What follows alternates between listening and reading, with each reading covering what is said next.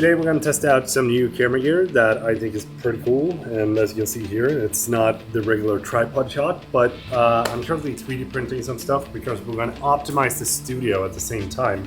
And I don't like the hangers that get when you buy the Scottish boards, so we're going to print some spacers to actually put them up there and make it look sleek.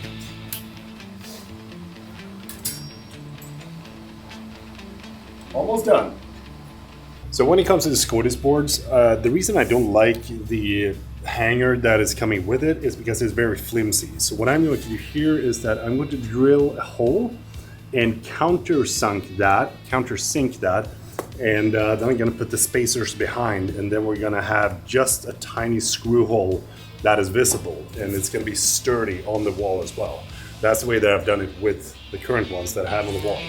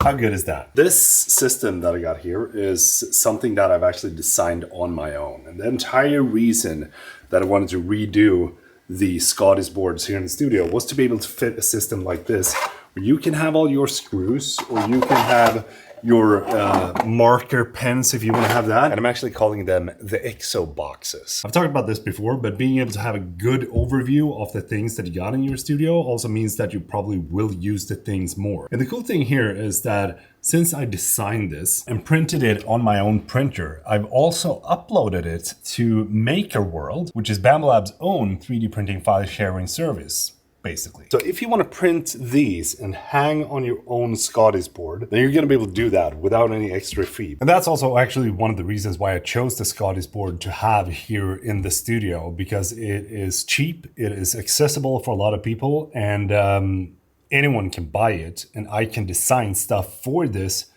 that you can download and print on your own printer. Tinkering around here in the studio and constantly trying to optimize things is one of the things that I love the most. It definitely gives me an immense amount of joy. So by expanding the Scottish board, I am also able to have my filaments easily accessible and visible, so that whenever I need to refill the AMS, I can just grab filament spool. But I've also done some changes to this wall over here. So I basically moved all the Nerf guns from this side over to this side, because they're more of a nice to have thing rather than something that I use on a daily basis. So I thought that this right here would be the show off board, I guess we can say, where it's more so the things that is cool to look at rather than the tools that I actually use. And then over on this side, I have the tripods, I have the slider, I have the power tube stands, I got some cyborgs hanging here with jam-packed with cables and such. Basically tried to keep this wall as the main wall, where I just change things up depending on what kind of tools that I use in the season that I'm in. And it kind of gave me more space to be able to move things around as well. I also put up this board over here with the skull, which is not a real skull, but it looks kind of dope though. And I'm gonna call this the manly shelf. And I'm probably going to put some EXO boxes here on this wall as well, so that we can have, camera plates, maybe some cables and that kind of stuff stored in between this setup that I got going on here. But with that said, I kind of want to show you how I managed to design my stuff. Because I get a lot of questions on where do you actually start when it comes to 3D printing, and what is it that you need to think of when you're designing your own stuff. So I've been doing this now for a little bit more than 4 years at this point, and I think that now I'm actually maturing into the position where I can actually teach you a little bit of things in Fusion if you want to design your own things. But first, we're going to talk about Artlist AI Toolkit, which is the most organized AI platform for creators. It basically brings together AI video, AI images, AI voiceover into one single organized space, which basically allows you to use one single space for all the different AI tools that you might need when you're making your videos. The entire experience is basically designed to make you feel familiar with how you already work with the current AI tools that you have. You have a clean interface, you have faster generation speeds, and you have more powerful control over the output. And since they're constantly updating, you're going to be able to have the latest features of these models available at your fingertips. So there's 3 different plans that I recommend to check out. You have the AI Starter, which is basically for those of you that haven't gotten around to try AI that much yet, but you're kind of interested in it. And then you have the AI Professional plan, which is basically going to give you all the power of the tools that you need in order to create some epic stuff. But if you're anything like me and you also want to have access to the sound effects, the music,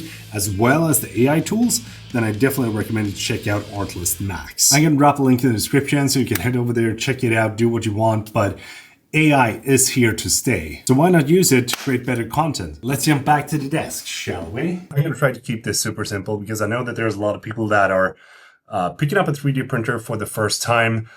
And then, of course, you want to design your own stuff. I know that I did the same thing when I started out with 3D printing. And I think that the biggest downside is that I found it to be an extremely steep learning curve of how to do things. Like, if you want to do something simple, how do you do it? And I think I finally have figured out a way that is going to make you understand what it is that I want to teach you. So the actual software that I use to design my stuff is called Fusion 360. It is kind of an expensive software if you pay for it, but I think that they have an offer that is actually for free. So you can go to Autodesk's website and download it and play around with it and create kind of complicated things before you actually need the paid for version. I'm using the paid for version, and I think I pay $650 a year or something like that, which is totally worth it to be able to create something like the Exo boxes. When you open it up for the first time, this is basically what it looks like. It is the grid that you see in any 3D program with the 3D space. You have the cube up on the right-hand side, and then you have the menu up on the left-hand side. And that is pretty much everything that you need to know to begin with, because you're going to get familiarized with all these things as you go. When it comes to actually navigating in 3D space, I'm using this, and this is something that's called the Space Mouse Pro. This thing right here allows me to move the object around like I'm doing this. Instead of clicking, pointing, and dragging, being able to work with this has sped up the entire thing so much. But it's absolutely not something that you must have. It's something that you should buy if you feel that you want to take this a step further. You want to keep designing stuff. You want to make better things. You want to make things faster, so on and so forth. But now you know how I move around in 3D space. So if you don't see me clicking and dragging on different things, then that might be it. But we're going to start very simple here and make the spacers that I use for the back of my IKEA Scodis boards, which is going to be kind of fitting for this video. And the first thing that we're going to do is that we're going to go up here and see that solid is marked, so that we have a solid menu. And then we're going to go to create sketch, which is this icon right here. We're going to click that, and then we're going to make sure that we have the top plane selected, depending on which kind of plane that you want to draw in. But we're going to choose the top plane, and then we're going to go up again to the menu and choose center diameter circle. And we're going to go to the center of the plane that we have. We're going to place the center point, and then you can drag it out as big as you want, but I'm going to press 20 millimeters because that's how wide I want the spacers to be.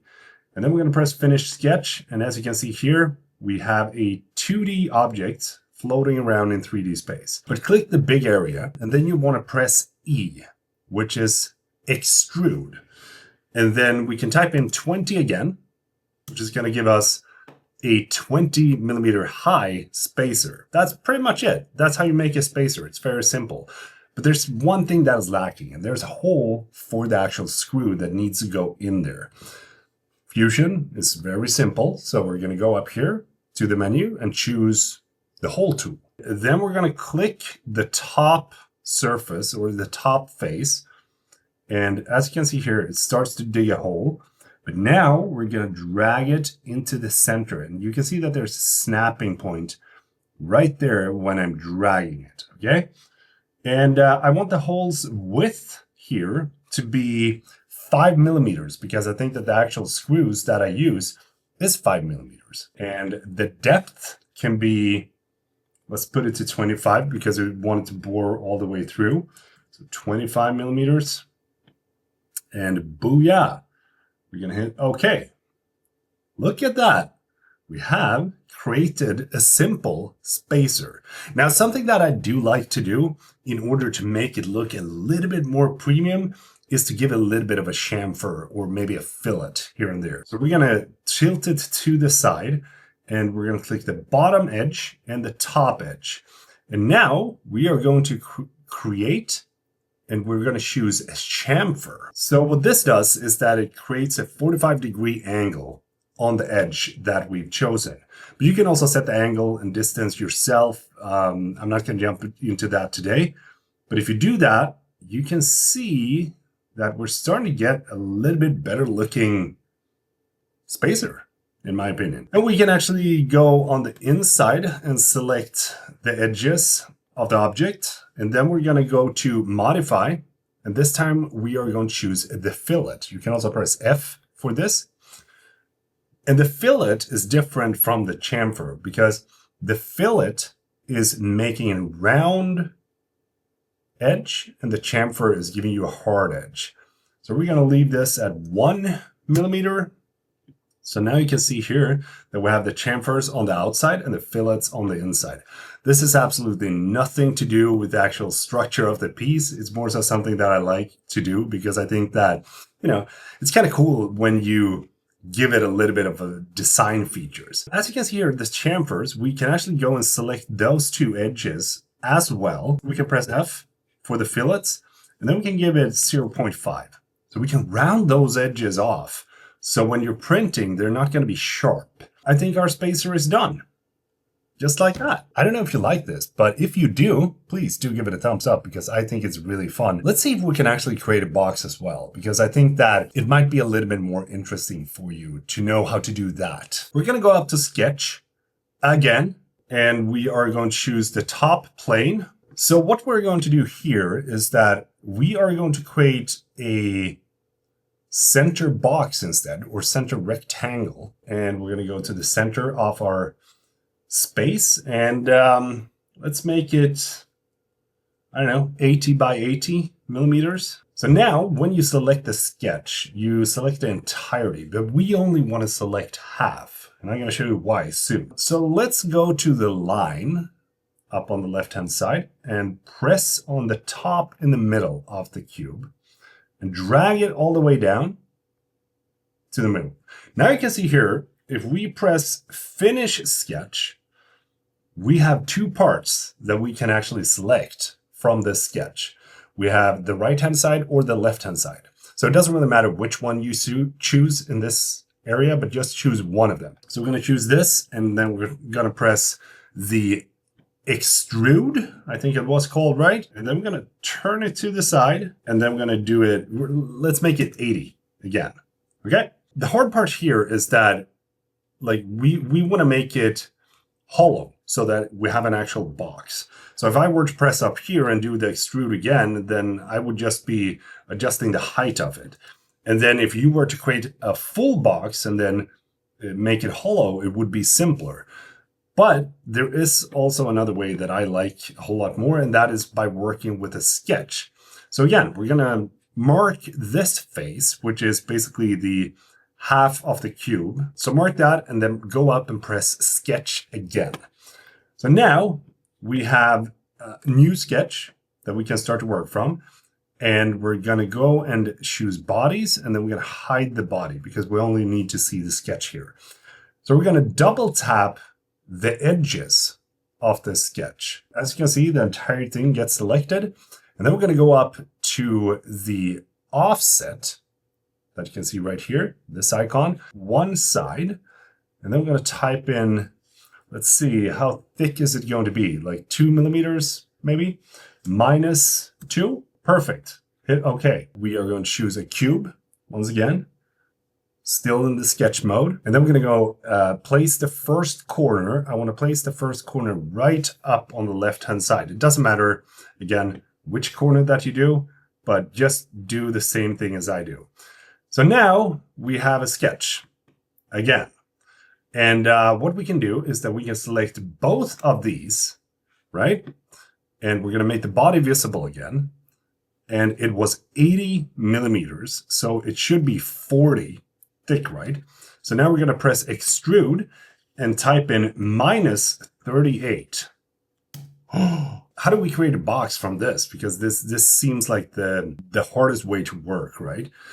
But it's actually not. Let me just show you, okay? We're going to choose the outside edges here and then go and choose the inside edges like that. And let's create a chamfer by going to modify, create chamfer, and then drag it out just like that. Set it to 10 for the sake of this video. That looks pretty cool. Let's give it a little bit of a fillet. You're going to choose the outside edges again and the inside edges as well. Do that. Both. This is a little bit of a tedious work, but hey, that's how it is. And now we're going to choose fillet. So let's set it to 5. A little bit too harsh, maybe 3. 3 is nice. Great. Now we can choose the interior here. We want to make it so that it looks a little bit cool in the bottom as well. Give it a little bit of strength. So you do that with either chamfers or fillets. Let's go for chamfers and set it to 4. Nope, too much. 2. Yeah, there we go. Nice. And then on the outside, you can see we don't want to have this hard edge right here. So let's do the same thing. Fillet or chamfer, sorry, and hit it 2. There we go. And up top, we want to have a fillet instead because it looks a little bit nicer if we have a nice round top. And maybe choose 0.5, 0.6 should do. And that is pretty much everything that I need for this box. So what we're going to do now is that we are going to go into Create and go down to Mirror. This is very important. And that is why I told you that it's easier to do it this way than make a hollow piece from one single unit. So now we're going to select our piece or our body, and then you're going to go up here to the mirror plane, and then we're going to choose this side. Boosh. And now you want the operation to be join, which is going to create one singular body. Press OK, and voila. You have a box that you can print. So if you were to select this body now and you want to print this, you go to Utilities and then you press Make and then you choose Application, Bamboo Studio. You hit OK. There you go. That's how easy it is to actually work with sketches in Fusion 360. I know what this kind of video turned out to be, but it's definitely a different kind of video. Anyway, if you liked it and if you want to see more of these kind of videos, then do drop a comment down below. Thanks so much for watching and hope that you're having a fantastic day. And don't forget to subscribe because I want to see you in the next video. Peter från Sweden, you're saying goodbye.